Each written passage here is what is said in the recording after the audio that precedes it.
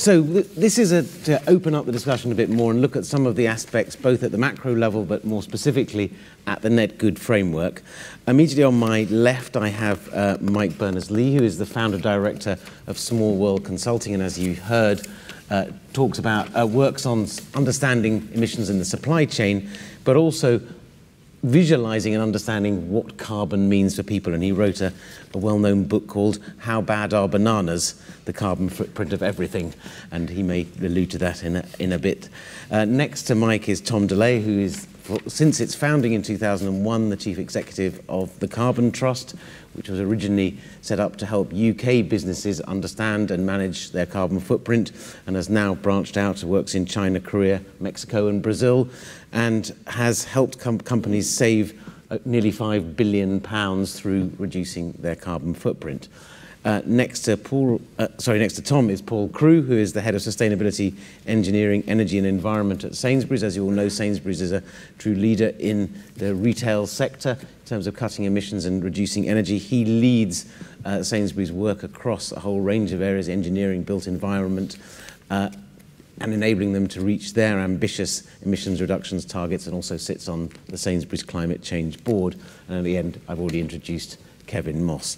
So I'm going to, I should warn you now, there will not be an opportunity, I'm afraid, for Q&A, partly because of the way we're streaming this live. However, there will be a break after this. The panelists, including myself, will be available to answer questions. And then, of course, we've got a much more interactive session just after the break, where you will be able to either collar people and ask them questions individually or get involved in the broader discussion, which I hope the panelists will bring up some interesting ideas. So, Tom, starting with you. An international survey that the Carbon Trust itself conducted suggested that nearly half of executives believe that doing things like this, cutting emissions, dealing with sustainability, reduces profits and is bad for business. So why on earth should BT be doing something like this? Yeah, okay. That's what they told us. We went to 5 countries globally, almost 500 senior executives from a very similar demographic. Told us just that. I think the simple story is that almost any business can achieve significant benefit, tangible benefit, through cost saving, through efficiency. Not just energy efficiency, efficiency more broadly across pretty much every area of operation. And that's pretty much true for any business in any sector. And then there are the benefits that you can get through enhancing your revenues, and those are perhaps more focused in certain sectors where consumers really value the environmental message and are willing to enhance the revenue line if a company does the right thing. So on paper, we can do that, and we're pretty sure the $5 billion that we saved is true. It is over an awful lot of companies, but efficiency really does pay off. So why would people come back and say, well, not for us right now, thank you? I think there are a couple of things. Firstly, the companies that we interviewed said, well, about 60% of them talked about rising costs to do with environmental compliance. And then they said not only is it rising costs, but they also see the quality of what they offer going down. About 30% said no, they could see a quality fall off. Combination of rising costs and the quality of the product offer going down, that's going to hit your profits in the short term. So I think there are a couple of things. Firstly, most of these people were responding in the relatively short term, and they were not willing to accept that you do need to invest time, effort and resource, and in some cases a significant financial contribution to achieve much of what BT are looking to achieve here. So there is this, are we willing to invest right now? And this is a particularly bad time, I think, in the economic cycle to look for many businesses to invest. But beyond that, there's something else, because there's some equation that's got to make this sensible for BT and other leading companies and not for others. And we've certainly picked up that strip out things like sector bias, leading companies are more likely to be investing in what is environmentally sustainable than companies that are not leading, pretty much across all sectors that we've worked with. And I think that's in part, Ian referred to BT's ambition to be a good business and how that would come across to consumers of the future. It does come down to brand loyalty. We did extensive surveys globally on brand loyalty. Over 80% of young Chinese consumers, the Generation Y, will be more loyal to a brand that they see is taking appropriate steps to reduce carbon footprint and environmental impact. Sadly, in the UK, that figure of 83% falls back to 56. In fact, of the 6 countries that we looked at, UK young people were the least engaged in this. But if you are a big global business, you are going to be looking to the consumers of the future. And brand loyalty is enormously valuable to you as a business. And I think that is why leading businesses say, okay, it might be a short-term inconvenience, it might be a short-term investment, but it's the right thing to do in the medium to long term. I think Ian spoke very well to that. But which is the cause and the effect? I mean, there's some quite well-known research, for example, recently in Harvard Business Review, suggesting that those that had companies that had sustainability at the heart of their business strategies outperformed their peers. Is that because they had sustainability strategies, or they're already outperforming and therefore could afford to do a bit of environment? I think there's a bit of both. We've looked for the financial correlation between environmental performance and financial performance, and you can find it. But to say it is absolutely rock solid, I think, will be unfair. I think within certain sectors, you can certainly prove it. There are certain sectors that are inherently going to help the world be a better place, that are going to help us reduce our personal carbon footprint. If we take an average for the UK of about 14 tonnes of CO2 per person on an aggregate basis, the global average is 4. If we actually want to get climate change under control, we're going to have to get the global average of 4 down to 2. So we've actually got to make some really big steps. Now, some sectors are probably better placed to make some of those big steps happen. And I think BT and the work in communications is a good example of the right company in the right sector doing the right thing. Okay, one obviously a very competitive sector, rather like the food retailing or broader retailing sector, Paul. I mean, Sainsbury's is in a very competitive environment, and yet you have, the business has grown, and you've set yourself ambitious targets, internal emissions, and also around your products. Why are you doing it? Why don't you just get on and sell food? I think if you think back to Sainsbury's history, we're 143 plus years old. And when you go back to when we first opened our very first shop in Drury Lane in 1869, the absolute aim of the Sainsbury's family at that point was to have the best butter in London. It was at the time when food wasn't safe. And at the time, retailers weren't trusted. So for us, this is absolutely about doing the right thing. And for Sainsbury's, when we talk about our 20 by 20 sustainability plan that we launched in November 2011, we were very conscious that we didn't want to be embroiled in the greenwash scenario. And we were absolutely committed with the board, through Justin and my CFO, leading what it is we wanted to be strive to do and to achieve. And fundamentally, the whole of the 20 by 20 plan that we put in place is absolutely doing it for the right commercial reasons and absolutely doing it for the right reasons for the environment. Our 20 by 20 plan is an absolute stretch.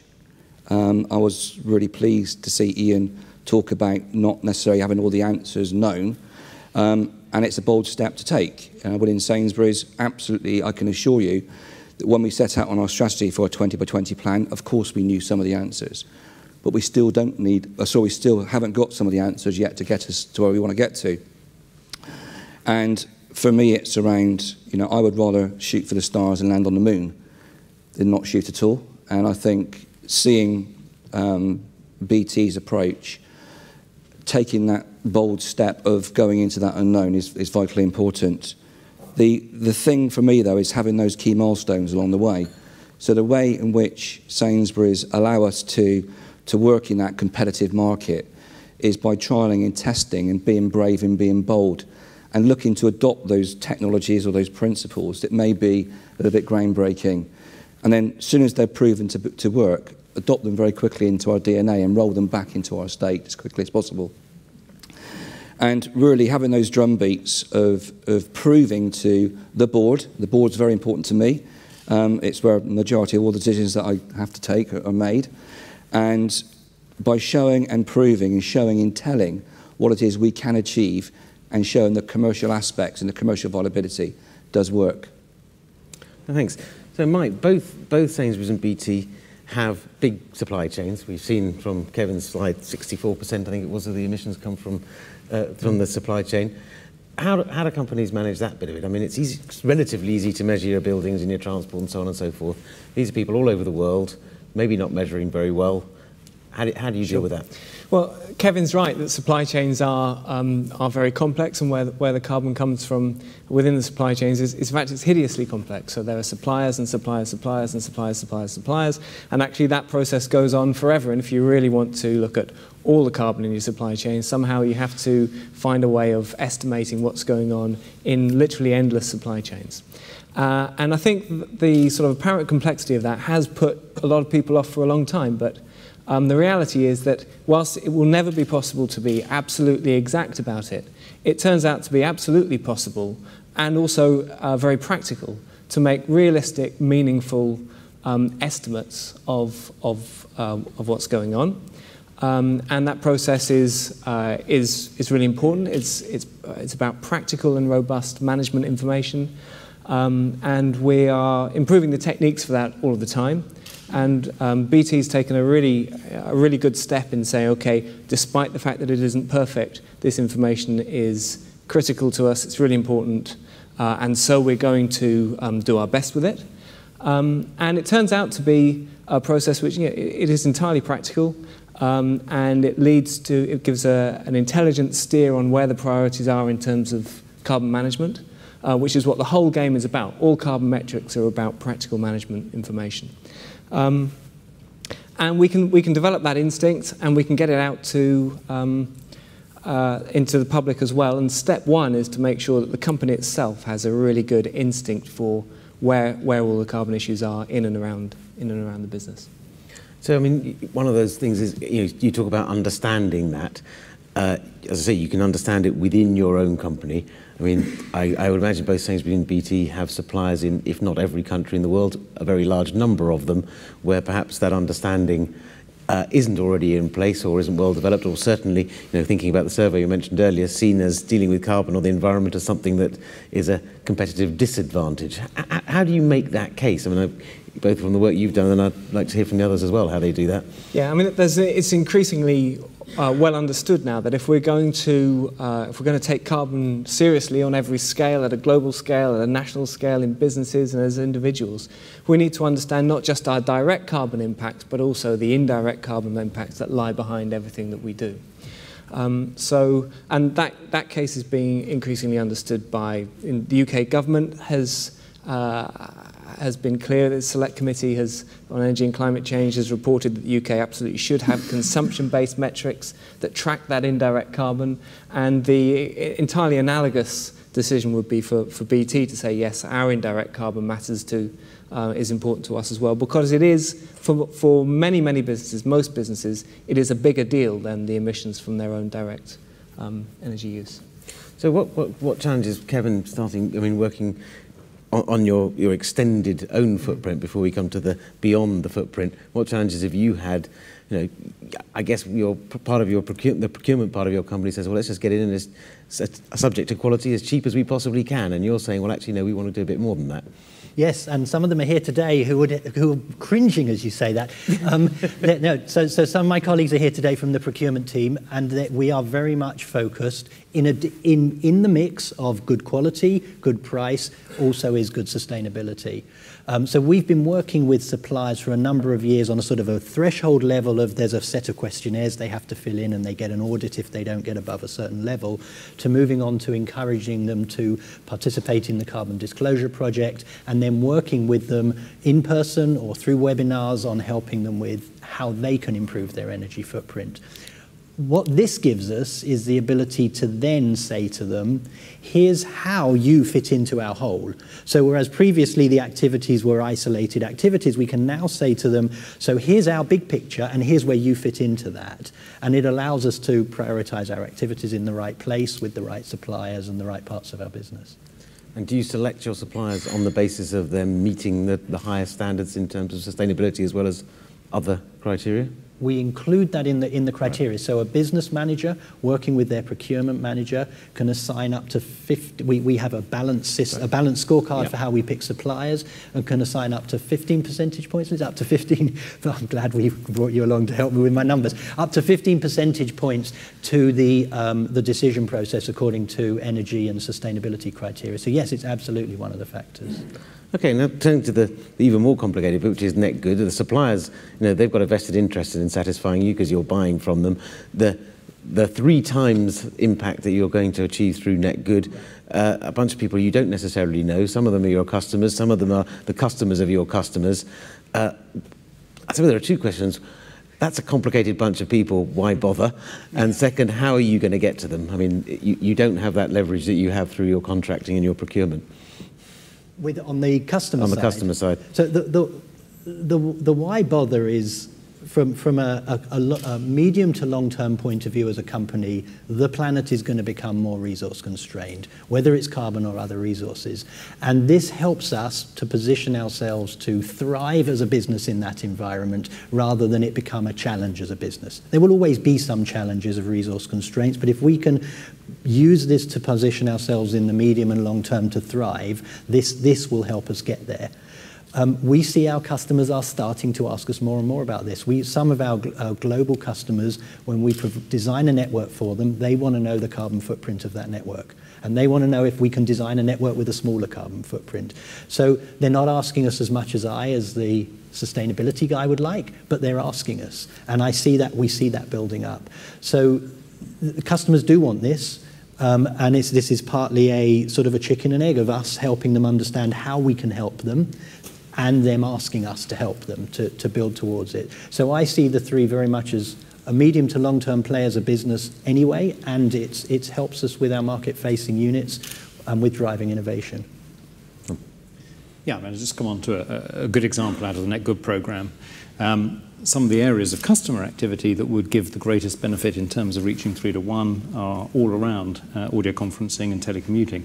So very significant potential impact, therefore worth really trying to analyse as best as we could. But interestingly, the abatement counts towards 3-1, but it also counts potentially towards the footprint of the business that is actually doing that itself. So if you have a business customer, it will be something that you will appropriately count as part of BT's global impact, but it's something that will be part of that business's direct footprint if they count theirs. So there is really a mutuality of interest along the supply chain. And if one can make that work through programs such as this, really gaining traction, you can see how the multiplier effect starts to kick in. What BT does, because it's right for BT, becomes what the next company in the supply chain does because it's right for them, and so on. So I think there really is something you can leverage here. Right. So, I mean, and a lot of that depends on consumers, whether they be business customers or individual customers, sort of be able to understand this. Mike, how bad is a banana is about understanding the impact, the carbon footprint of products and services, and people need to be able to engage with that. And I'd ask you about it more generally, and then Paul specifically. But engaging customers to actually think about this is the first step to making them care about it. Yeah, absolutely. And it's at face value, it's quite a complex scene. What are the carbon impacts that a consumer faces, let's take an end consumer, in everything about their daily life, because you can't see the carbon that's lying down the supply chains of everything they buy and do.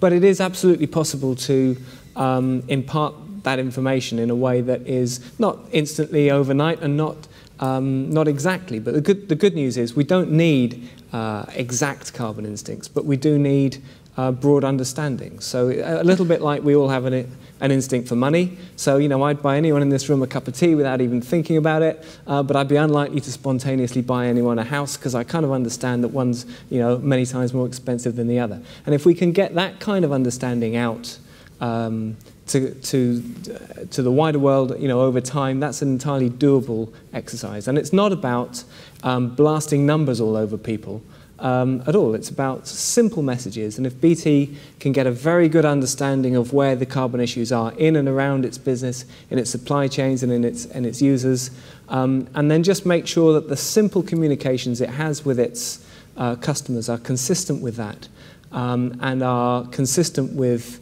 helping them to focus on where the genuine priorities are, then it's a doable exercise. I mean, one of the challenges, Paul, looking at business that deals with lots of customers across a range of products, is that we are bombarded with information.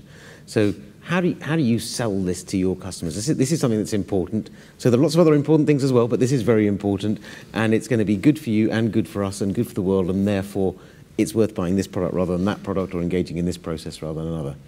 Yeah, I think if you think back to sort of the earlier question around what a customer is. Now, we have an enormous supply chain that works for Sainsbury's, no doubt the same with BT. And although they're supplying us, they're also our customers too.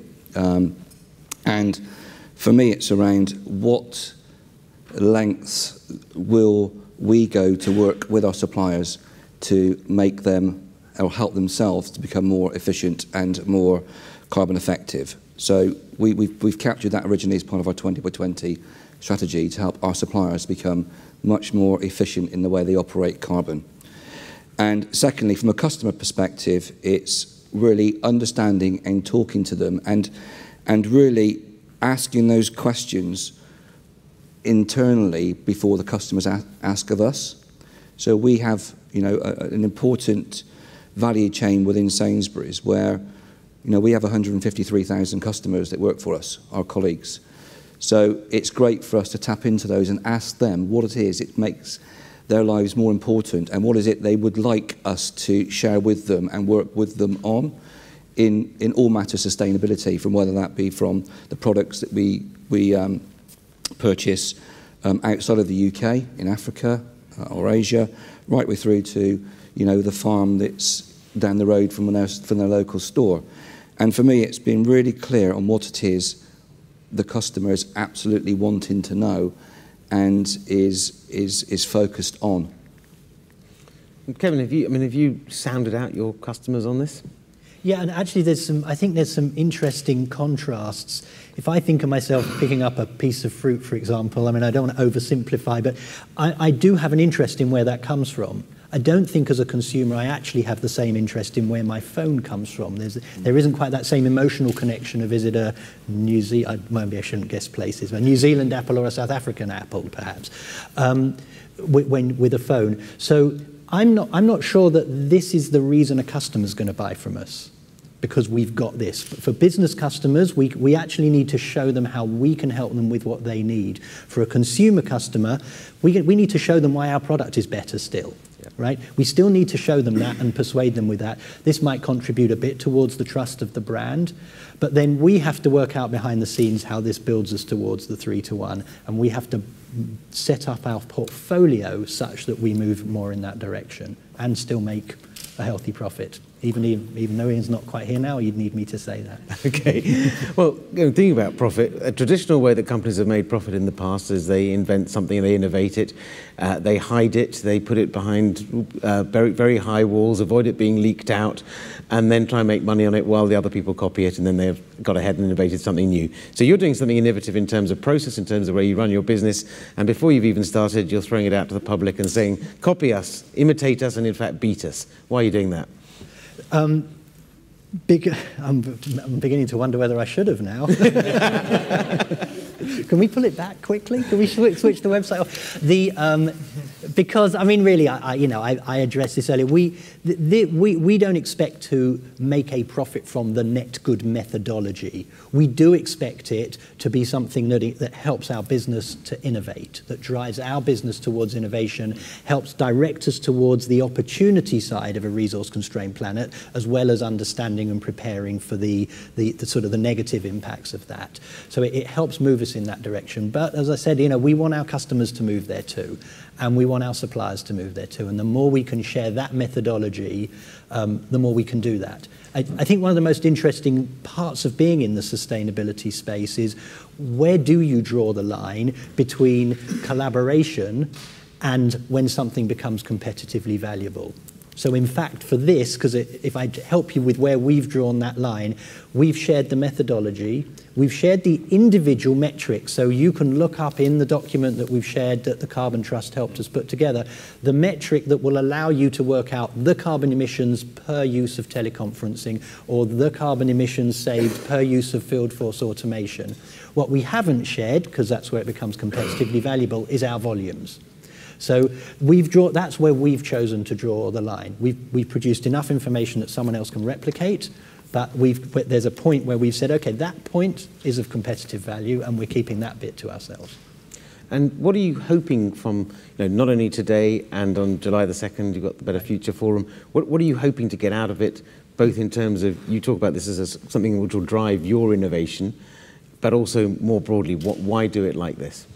We want input from others. So actually in the room today are representatives from a number of different parts of BT. We have a board called the CSRB, which is a board committee that governs our process. We have members, Lord Hastings here, from the CSRB. We have members from the SBLT, which is the executive level board that sits below that helps us run this on an operational basis, and representatives from every one of our lines of business.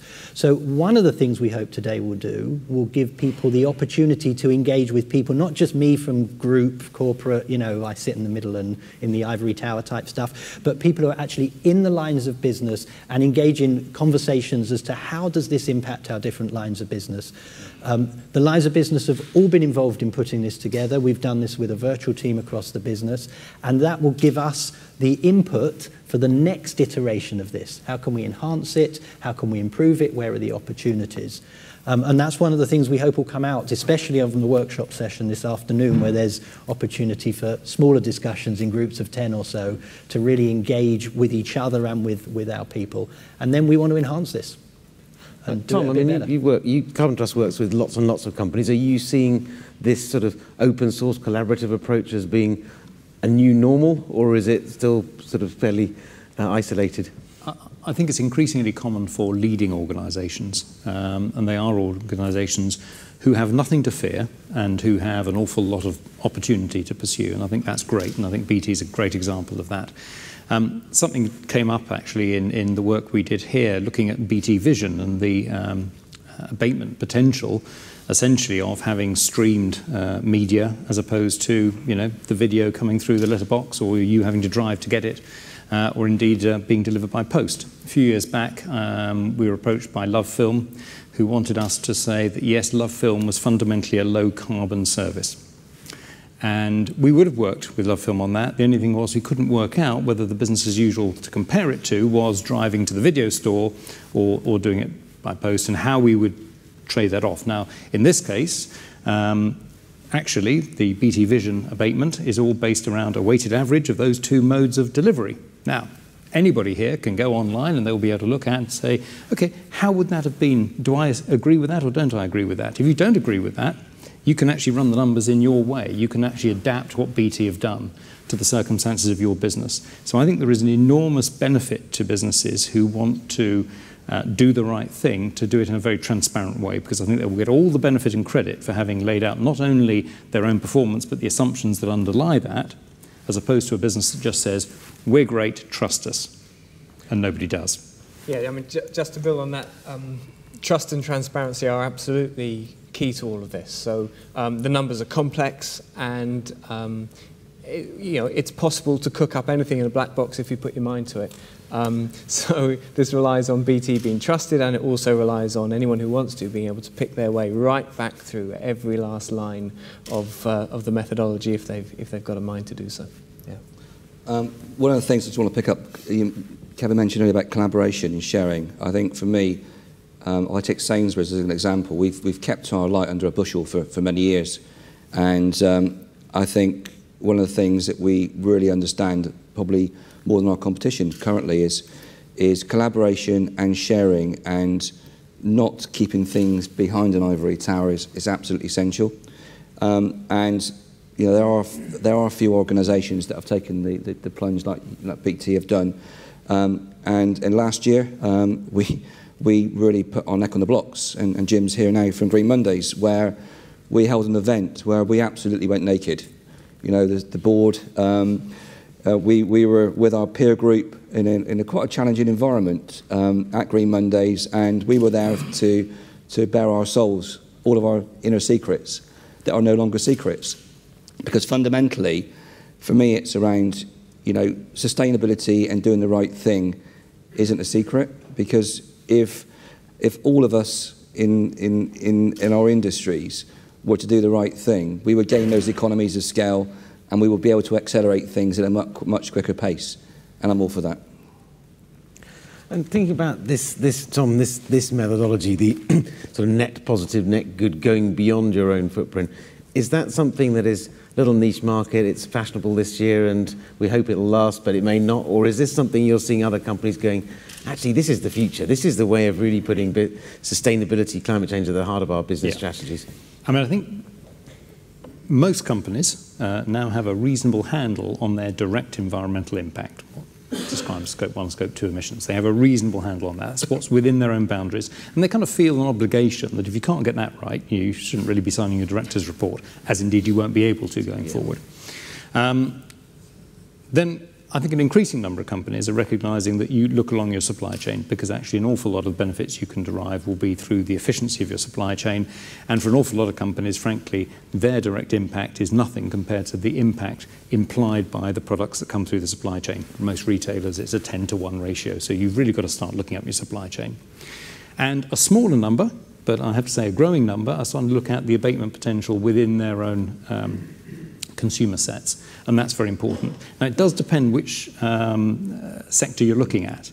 If you're in the automotive sector, you're going to say, interestingly, however efficient my production is going to be and whatever improvement I can make there, actually, if I can make a car significantly more energy efficient and fuel efficient, then it's going to have, over its lifetime, a much bigger benefit in terms of the consumer, the buyer, using it than anything that we can do. So actually there are some sectors where there is a greater focus, I think, on the abatement in the consumption phase. At the end of the day, you've got to look end to end. If we actually want to reduce our average footprint down from where we are today to a global average of 2, well, the 14 in the UK and developed countries is going to have to come down very, very appreciably. And the only way we can do that is if we understand it on a consumption basis. So how transferable is this kind of methodology? I mean, obviously, if we look at the use of telecommuting or audio conferencing, video conferencing, the argument is you're substituting that for a journey. Yeah. If we were talking about an automobile company, yes, I'm buying a more efficient car, but wouldn't I be better off not buying the car at all, or buying the petrol, or whatever it may be? And so, you can see the case here. You could also say, in the case of Sainsbury's, just don't go, buy less, eat less. We've got an obesity epidemic in this country, as in many parts of the world. Eat less. But now that's obviously not practical. How can we translate this methodology to other sectors, and how useful can it be? I think the methodology is a great example, very relevant to this sector and to a number of other comparable sectors. I think as you go outside that into the broader environment, some sectors this just won't work for. It does depend on the relative balance of whether the impact is in the company itself or in its use or in the use of its products. It depends on a lot of factors such as the geography and other things that one can look at in some detail. I think it is relevant. I think there's almost no sector that couldn't do this kind of calculation. The answer wouldn't be 3-to-1. I think 3-to-1 to some degree reflects the specifics of communications and BT's opportunity in this sector. I think if you looked at other sectors, you might find in some cases you're never going to do better than go neutral. In others, you might be 5-to-1, 10-to-1. So I think that will vary very much by sector. But the basic approach of understanding, what your own individual impact is, what the impact of your supply chain is, what the impact of your own impact, including supply chain, on your consumers is, adding the lot together, doing a ratio, I think that is absolutely transferable. Paul? Yeah, if I think about Sainsbury's and what our approach is, I say we've got, we use the farm to fork scenario, so the end-to-end process of growing to consuming, and we've got 20,000 plus farmers and suppliers that work just for our own brand alone. So it's a big number, and a bit like the old adage, how far do you eat an elephant? You can't eat it all at once. It's an impossibility. But absolutely, what we've been working on with our supply chain is actually work on specific sustainable sourcing areas. And if I give you a really good example, so in dairy, we've taken dairy very seriously. It is a big carbon contributing animal. The cow, and fundamentally, we've really worked with every single farm that supplies Sainsbury's with milk, and we share information, we share best practice. It's an open book. We share all of our intimate secrets or non-secrets with them, just to make sure that they're all on a level playing field. And we're seeing some fantastic successes, and now that's been replicated across other development groups: chickens, pork, pigs, arable. So we're seeing that absolutely, once the suppliers start to hear what benefits they're getting from that group, other groups are starting to want to be formed. And they're coming to us, asking us to form their sustainable development group, rather than me telling them. It's a great place to be.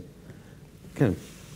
I do think, being in the ICT sector, I'm in a fortunate position that the metric on the positive side is the same as the metric on the negative side. I can come up with a metric that works on both sides.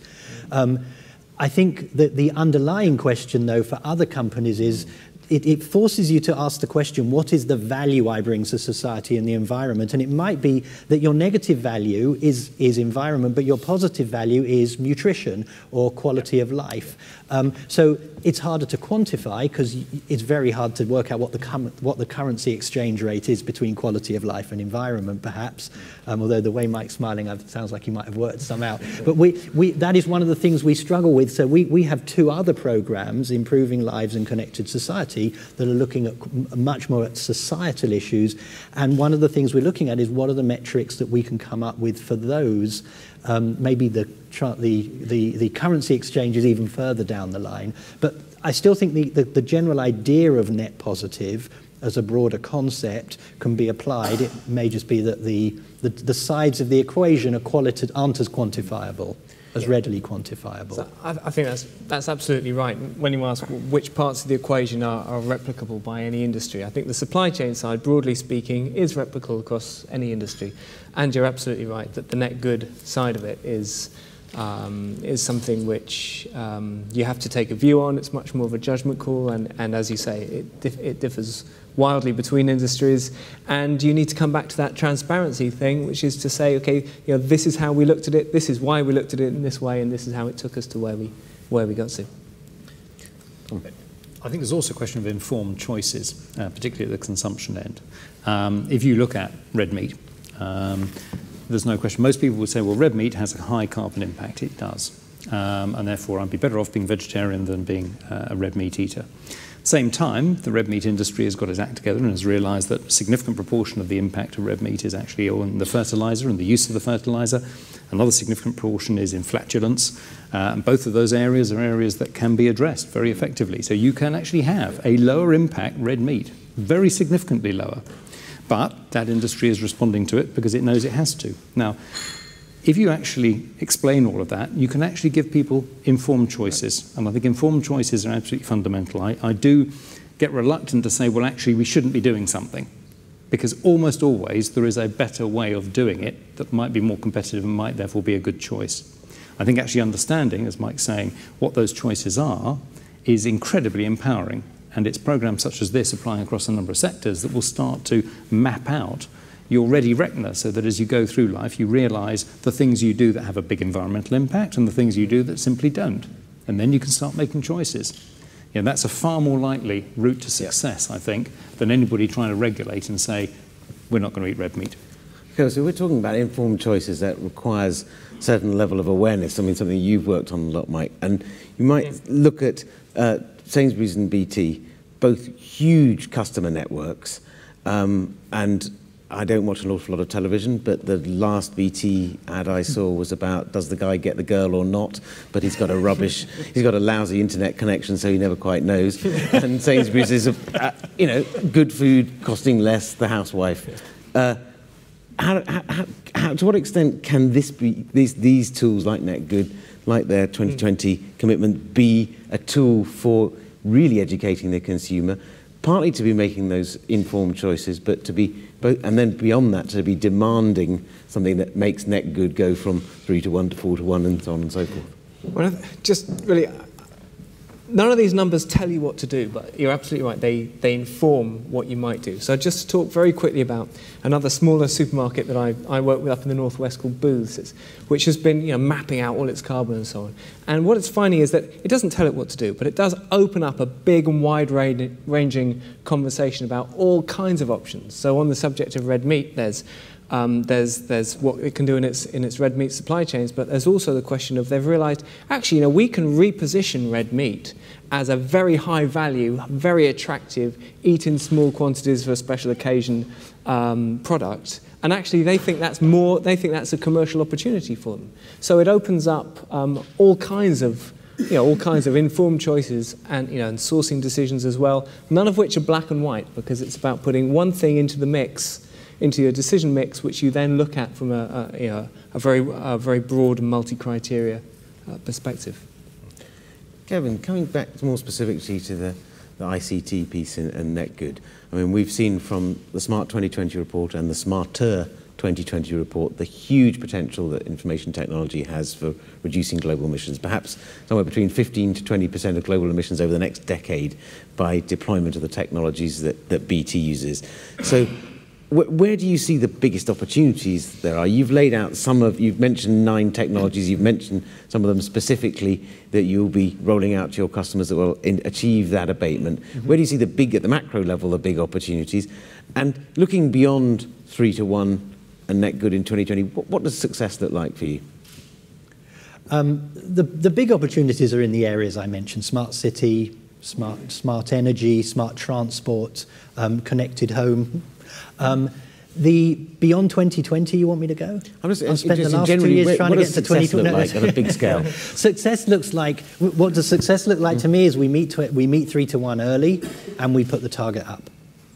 And we've done it in a way that has driven innovation and has helped us drive new products and propositions out to customers, so that the success of the business is inherently linked to having met our NetGood targets.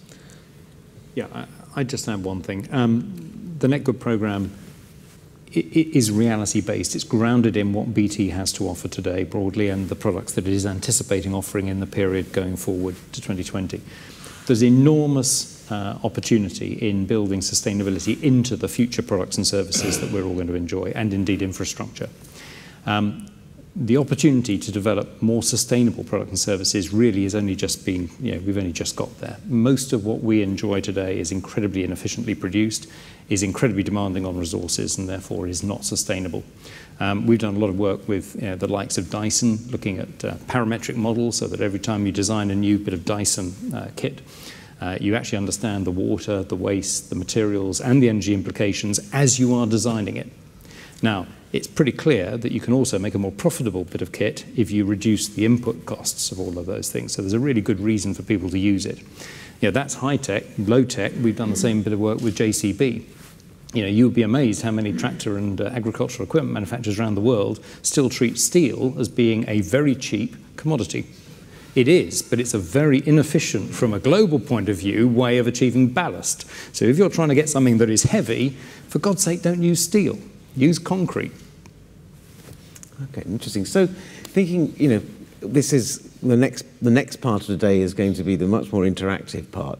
So to create a bit of a segue into that, I'd like to ask the three of you, not Kevin, what would be the questions you'd want to hear answered in the workshops and from BT, and what would be what are the questions, and what would be the challenges you would put to BT to go bigger, better, and faster?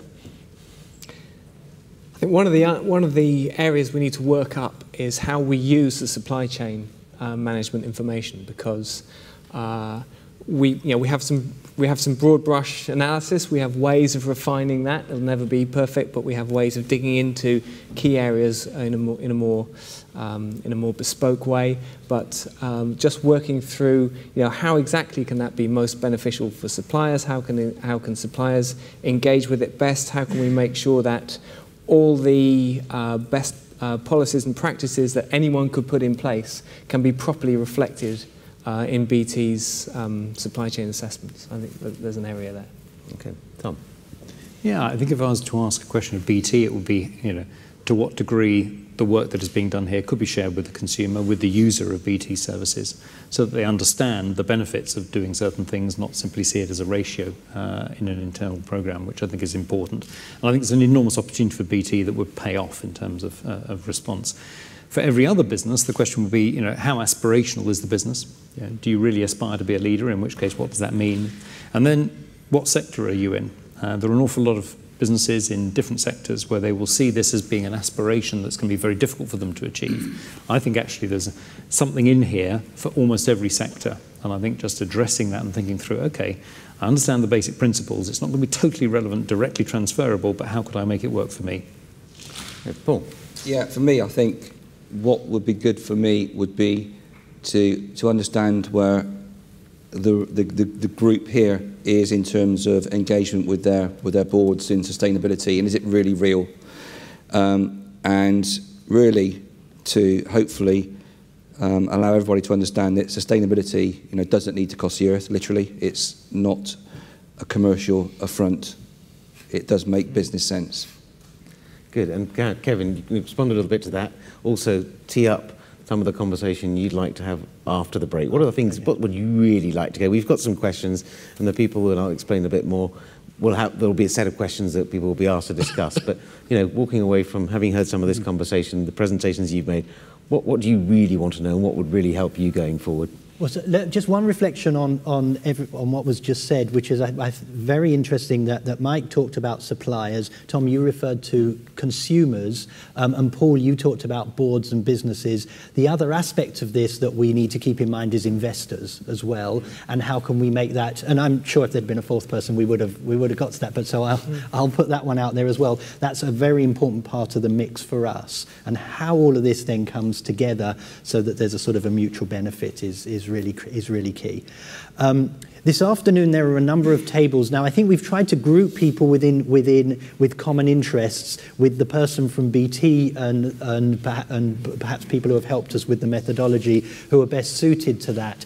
So we're looking for as broad a range of feedback as we can get at this point from topics like, well, how can we use this to engage consumers? And we're looking for your ideas as much as your questions. So by all means, ask the question. By all means, other people around the table answer it. The BT people really are sitting there to hear and to sort of try and pull the answers together. As broad as that, down to some specifics as to, well, why did you do the methodology that way? Now, there may not be exactly the right people on each table, but we can have a few floaters as well. I'll be floating around for that. We really want to start with that breadth. So if there's an area that's important to you, even if it didn't come up today, we need to know that, because that really, starting with that broad picture is what's going to give us the best value as we move this methodology forward and work out how to leverage it the best. Great. Well, first let's thank our 4 panellists for their contribution.